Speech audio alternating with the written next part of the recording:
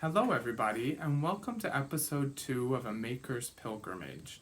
I'm Aidan, the knitting monk, coming to you from New York's Hudson Valley, where I'm a brother at Holy Cross Monastery. This is a podcast about knitting, a little bit of sewing, making in general. We'll probably throw in some gardening there from time to time. I want to thank you if this is your first time here, and also if you're returning. I really have been overwhelmed by the support that I have gotten with the first episode of this podcast. It's been really, really amazing, with people sending me pictures of them watching the show, people mentioning it on their Instagram feed, people mentioning it in their podcasts. Leaving comments here and on Instagram. It's been really, really encouraging. And so this community is so generous. And I knew that before, and I know that even more now. So I've sort of decided to call this episode the gratitude episode, because I'm really, really grateful for the reception that I've gotten and the feedback and the encouragement. So thank you to those of you who have already subscribed. If you haven't and you like what you see, I encourage you to hit the subscribe button, hit the thumbs up if you like this video, and feel free to share it with others. You can also connect with me on social media. I am Knitting Monk, all one word, on Instagram and also on Ravelry. I'll post all of the show notes, including the yarns and the patterns that I've used and anything else that I'm talking about on the podcast. I'll post all of those to my blog, which is theknittingmonk.wordpress.com, and you'll see the links at the end of the episode as well. I wanted to start today by talking about a project that I've been involved in for about a month, which is that I decided I wanted to learn how to sew. And that really came about particularly from two inspirations. A friend of mine from college who is a really brilliant sewist, and she makes incredible clothes for herself. Her name is Nozli, and you can see her sewing on Instagram. Her username is NZLE, Nozli. And then also from Constance of the Yarning Over the Days podcast. She's Cleo CMC on Instagram. She has a wonderful podcast, and she's also a great sewist and makes these incredible, beautiful clothes for herself. So I was seeing the things that these two folks were making, and it really, really made me want to have a handmade wardrobe, sort of beyond being able to knit sweaters and socks and things like that for myself. So I got the bug, and I decided I wanted to start sewing. One of the really great things about living in community is that we have a sewing room. I'm not the first brother here who has ever wanted to sew. So we have a whole room for sewing. It has some fabric in it and lots of other kind of notions, and 2 sewing machines. So I didn't have to go out and start it all from scratch. It was kind of there for me to dive into, even though we don't have anybody else who sews at the moment.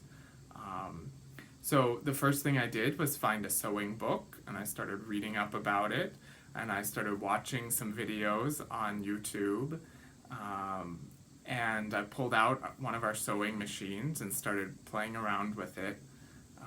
I even picked a pattern and some fabric and all of that, but it really just, the fabric and the sewing machine were kind of sitting there, and I was doing a lot of reading about sewing, but I had not actually jumped in to sew. So the first thing I had to do in this process actually was name and then start to move through my resistance to learning a new skill. You know, I've been knitting for about 2.5 years now, and I would consider myself a pretty accomplished knitter. I could read patterns, and I can do some pretty cool stuff with knitting. And I really, really did not want to start at the beginning. You know, I've never sewn anything, or I never had before I started learning how to sew. And so I knew my first project were going to have a lot of mistakes, and I wasn't going to be just churning out these beautiful tailored garments kind of right away. And so I really just kept putting off the first project and kept putting off the first project. Well, finally, I just decided that I needed to build in a little sewing studio in my office. So that's what I did, and I kind of shifted some furniture around, and I brought the sewing machine into my office, and I have a craft table set up in here, and a little nook with, you know, yarn and sewing supplies and that kind of thing. And that really made all the difference. So I decided I just had to dive in, and I started to sew. So actually, my first finished objects that I have for you today are sewing objects. I started with the Pearl Soho Easy Tote Bag pattern, and it really is easy, but like all of their patterns, it's really beautiful and simple and elegant. And the first one I made, I got some, I decided I wanted to do the tote bag with lining if I was going to do it. So, so this is the first one I made. Just a very simple 18-inch square tote bag. It has French seams on the inside, and this blue and white ticking. I picked this red with the arrows lining for it. This is the first one I made, and you know, and I learned from doing this one that these handles were a little heavy for it. So I got some handle material for the next one that's a little bit less heavy. And I did end up actually making 2 more of them beyond this one. This one I'm keeping for myself, because I just, you know, it was the first one I made. I was so excited when I finished it that I had to send a picture to Constance and say, oh my gosh, I can't believe I finished this.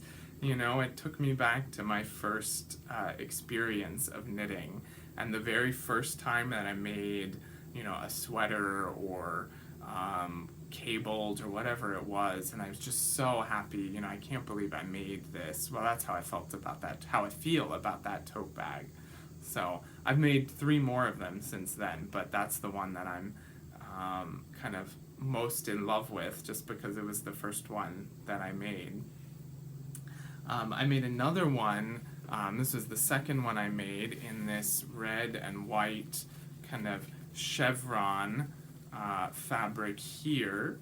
And this is actually an outdoor material. It's like, I guess you would use on pillows for your, you know, for your chairs on your patio or whatever. But it's heavy duty enough that it makes for a nice tote bag. And I lined this with, see if I can get it there, this lemon print here. I like the way that the red and the yellow of that kind of play off of one another.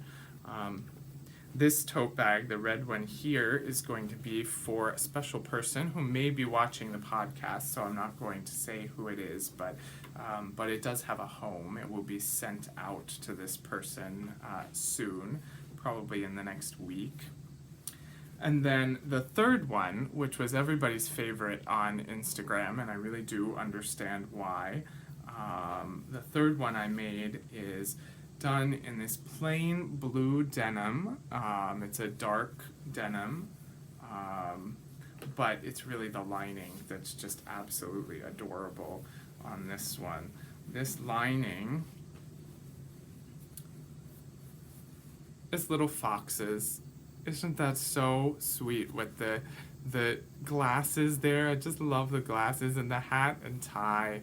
I love this bag. It's a beautiful bag. And this is the one, when I posted pictures on Instagram, this one is the one that everybody went crazy over.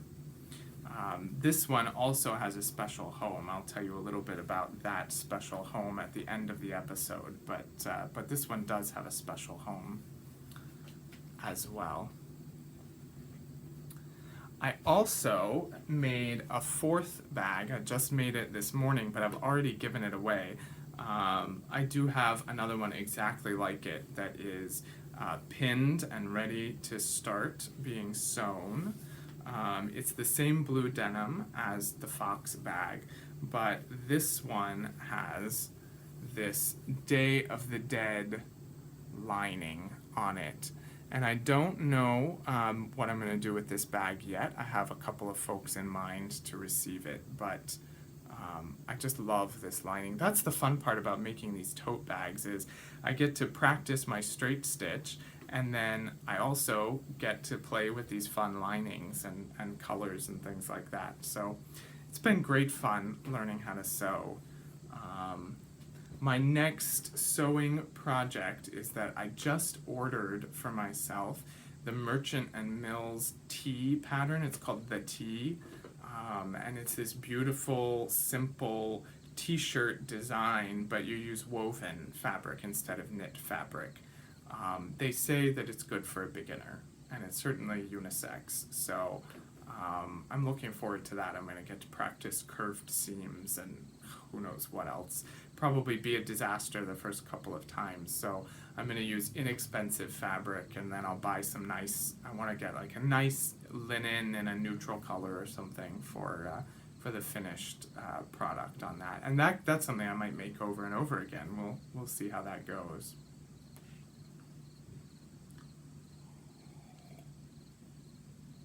And that's really it for my sewing for the moment. I do have several knitted things to show you as well. I have actually 2 finished objects from the last 2 weeks. The first of them, and I actually, you saw this one in progress. This is the Jones cardigan that I made for my new baby godson, Max, whose baptism is going to be in November. So I'm really excited to be his godfather. And I made him this sweet little cardigan. Let me button it up here. It's not perfect, the cardigan. Certainly the buttons, for instance, are really askew on it. But it's still adorable. And when I was kind of looking at it and I was saying, oh, the buttonholes are a little bit off and, it has these few problems in it and that kind of thing, I just remembered back to Julia Child, who is one of the saints in my pantheon, and she's someone whose philosophy of life I really aspire to. I just think she was amazing, because she just had this zest for life, and she was so perfectly herself. She couldn't help it because she was like 8 feet tall, and she couldn't hide who she was. But she used to tell people in her books, don't ever apologize for your cooking. You've done it, you've done the best job that you could, you're feeding people, you made this yourself from scratch, and so that's it, that's enough, you don't have to apologize for it. So I try to take that philosophy in my life. And she has this amazing moment in one of her cooking shows, her very first cooking show actually, where she's talking about, I think it's a potato galette that she's making, and she says, you're gonna flip this, it's in a pan on the stove, and she says you gotta flip this over, and to do that, you just have to have the courage of your convictions behind you. So here she goes, she flips the potato pancake over, and it goes half in the pan and half out of the pan. And she just kind of laughs and shrugs her shoulders, and she says, well, I guess I didn't have the courage of my convictions behind me. Grate a little cheese over it, nobody will notice. And so I think that's a wonderful, wonderful approach to life. You do the best you can, and stuff happens, and you make the best of it. Grate a little cheese over it, nobody will notice. So I'm not actually going to grate cheese on the cardigan, but you get the idea. So here it is. This is the Jones cardigan by Tin Can Knits in the newborn size. I knit this up in Barocco. Sorry, it's in the 12-month size, not the newborn size. I knit this up in Barocco Ultra Wool, which is a superwash wool. It's very, very, superwash merino actually. It's very, very soft. It feels almost like cashmere. And I love the color on it. I am actually wearing, as you will see when I stand up here, I am wearing the very first cabled sweater that I ever made myself, which is also the Jones cardigan by Tin Can Knits, and I'm actually going to take it off because it's very warm in here. But this is a really, really wonderful pattern. It's a great pattern for a beginner or an advanced knitter as well, but it's really, really user-friendly. There are tutorials online. I knit the adult version for myself about 2 years ago, and I knit that in Blue Moon Fiber Arts, Targhee worsted in the color Smoke on the Water. I thought that having a deep purple cardigan would just be the be-all and end-all, and it has served me well, and I've really loved wearing it. I get compliments on it all the time, and it really is a very simple pattern, but a lot of fun to make. And that was one of those moments too when I was making that, my first cabled sweater, and I kept looking down at it and saying, oh my gosh, I can't believe that I'm making something this beautiful. But so I'll wear that sweater when I see baby Max, and don't worry, there will be plenty of pictures of the two of us in our matching sweaters. And he's just the most adorable. So I've not met him, but I really can't wait to get to meet him. My second finished object is the Mawson Hat. This is designed by Jared Flood for Brooklyn Tweed. It's just a simple 1x1 rib. It's got a cabled cast on the edge here. And I have to say, I think this is probably the perfect hat pattern. It's easy, it's simple, it's elegant, but like all things with Brooklyn Tweed, it just is all in the details, in the cabled cast on, in the simplicity of the rib. It has this beautiful cabled decrease here, where you manage to stay in 1x1 rib even as you decrease. You decrease a knit and a purl stitch at the time. The only thing I don't love about this pattern is the same thing, sort of the same complaint I have about all of Jared Flood's hat patterns, which is he leaves about 20 to 40 stitches on the hat that you then tie off. And I always get this little tiny, I don't know if you can see it there, this little tiny hole at the top of the hat. It doesn't bother me because, you know, I don't see the top when I wear it, but, well, I say it doesn't bother me. Obviously, it bothers me a little bit. I think it's annoying. I wish that it, and I often do, actually, it wouldn't have worked with this hat, but I often do decrease another couple of rounds just to get rid of that little hole at the top. But because of the way the decreases work on this hat, that wouldn't have worked out. But anyway, c'est la vie.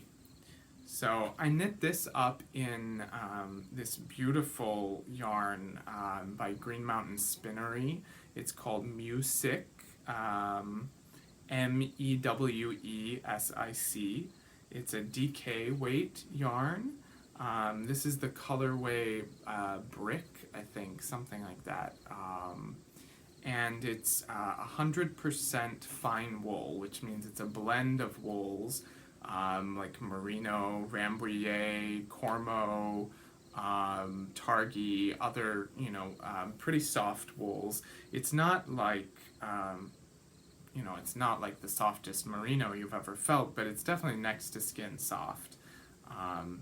So I had a skein of this because I had ordered this yarn thinking that I was going to knit this Svensson pullover in it. And it's softly plied, 2-ply, and it's beautiful for something like this. It just really, I love it. It's incredible for this. But it really did not show off the intricate cables of that sweater at all. In fact, it obscured them. So I ended up sending back all those skeins, except for the one that I had been knitting on, and I ordered something else for that. But I kept that one skein, and I thought it would make a good hat. So I'm looking forward to the fall coming on, so I can wear this hat. Those are all of my finished objects for the moment. I do have 2 works in progress to show you. The first is a vanilla sock. Here we go. Just a plain, yeah, that's sort of the colorway there. It's a plain stockinette sock, kind of a green, mint green with these pink and blue and white kind of accents in it. Again, there you go. That's the colorway. This is the Knits and Knots Tahoe Storyteller Sock Yarn, which is 100% superwash merino. It's very, very soft. I got this the 1 month that I had signed up for Knit Crate for their sock package, and I decided I just wasn't going to keep up with all the sock knitting that would be required from that, so I discontinued after 1 month. But this is the yarn that came, and it's a beautiful yarn, so these are going to be a Christmas present, and I'm just working on them like here and there. It's what I call my phone knitting. When I'm talking on the phone with somebody and I want to be knitting, it's just a very easy stockinette project. It doesn't require a lot of concentration. I don't have to think much about it. My other work in progress is a brand new pattern.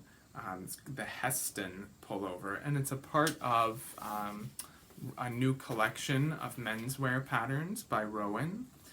And the story behind this, as one of my brothers would say, you see, what had happened was I had swatched for the Cordova pullover. I'm going to the UK for 3 weeks in October, which is why I won't be at Rhinebeck this year, unfortunately. Even though I live half an hour away from Rhinebeck, so I'm actually in Rhinebeck all the time, but I had swatched for the Cordova pullover because I wanted a nice new cabled sweater to take on my trip to the UK, and I was all set to go on that sweater. In fact, the day I was going to cast on, I had just finished the Mawson Hat. And the day I was going to cast on for Cordova, I saw this new pattern on Instagram, and it had just been released, I think maybe in a handful of days before I saw this picture on Instagram. And I knew immediately, I have to make this sweater, I have to make it right this minute. There is no waiting that's going to be involved in this.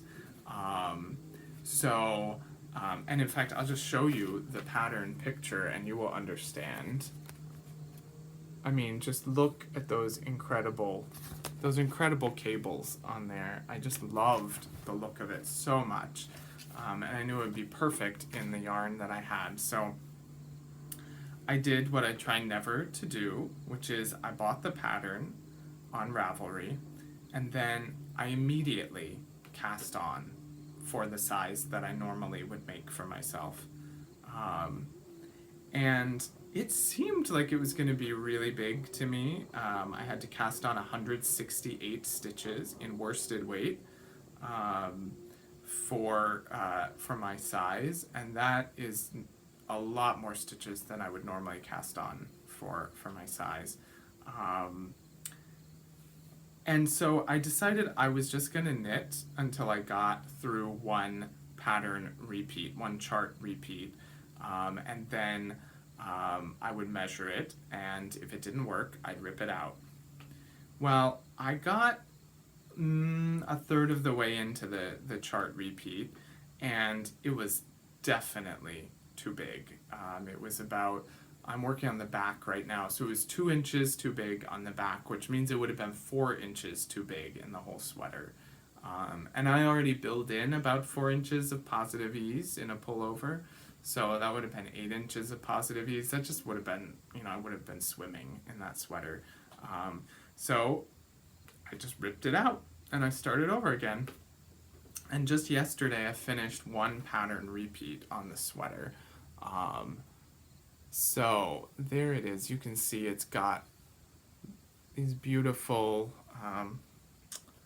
detail right here in the ribbing. It's got the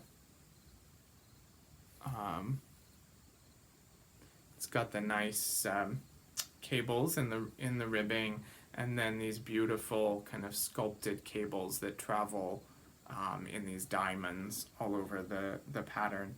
I'm really enjoying this knit. It is challenging. This is probably the hardest cabled item that I have made. The cables are really tight, they're dense, they're intricate.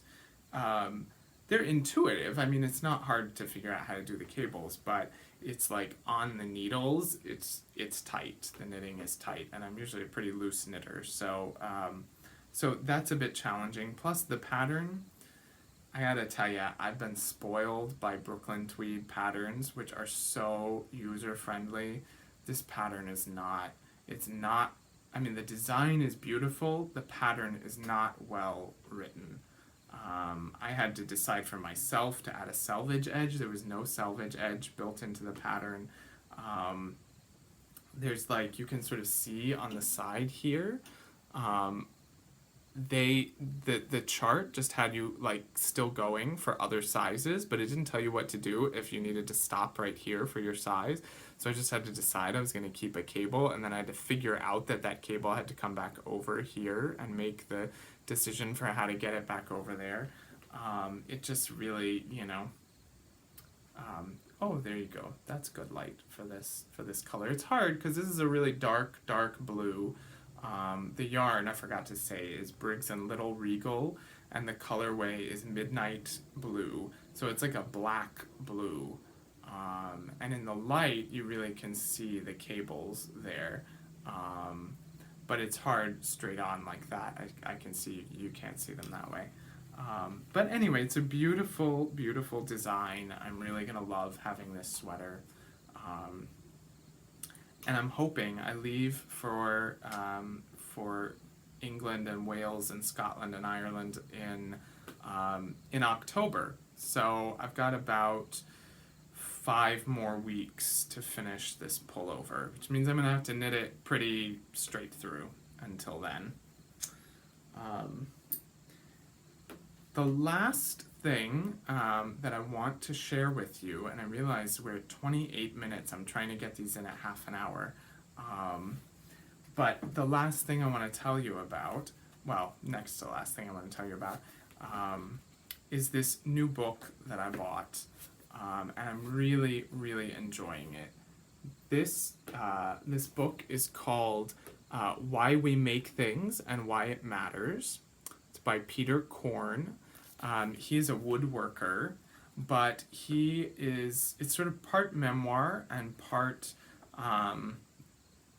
philosophical and theological, spiritual inquiry into, not theological, but spiritual inquiry into the creation of material objects and how we come to a deeper sense of who we are through the stuff that we make, and how that's kind of something that's missing largely from our culture today in the industrialized world. So it's really an excellent book. I'm about 60 pages into it. I highly recommend it. And I'm sure I will be writing and talking a lot more about it as I read more, because it's really confirming some intuitions I have had about the maker's life, and also giving me a lot of new ideas about it too. So if you have a chance, check it out. I wanted to end today again with my gratitude, my deep gratitude for this incredible community of makers that is so supportive and encouraging. And I thought I wanted to show that gratitude in a material way, a la Peter Korn. So I did a little random number generation. I went through the subscriber list to the podcast and the comments for the first episode, and I drew a random number. So the winner of this random draw is ZJ Goodwin. ZJ Goodwin. I am going to be sending to ZJ Goodwin this tote bag that I made with the adorable fox lining. So ZJ, if you would send me a message on YouTube or on Instagram or on Ravelry, or you can email a makerspilgrimage@gmail.com with your shipping info. I will be sending you this beautiful tote bag. And I've decided that I want to try to do this random draw as often as I can. I don't want to say that I'm going to do it every single episode, but as often as I have something that I can give away, I'm going to do it. And there's nothing special to do to be a part of that selection. All you have to do is be a subscriber to the podcast. I do have to say one quick little thing about being a subscriber is that I found when I was trying to find somebody to give this bag to that if you do not have it in your YouTube settings that your subscriptions are public, then I cannot see your name.